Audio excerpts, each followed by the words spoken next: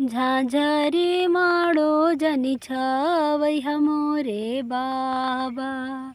अरे लगी जई है सूरज के जोत हो।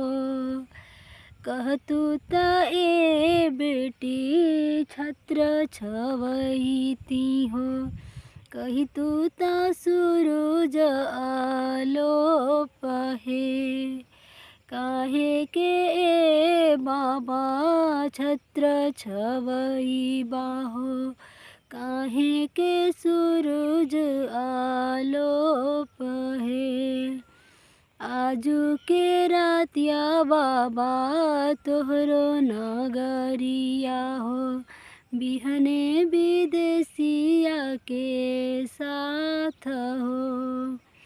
खोरवन खोरवन बेटी दूधवा पियवन।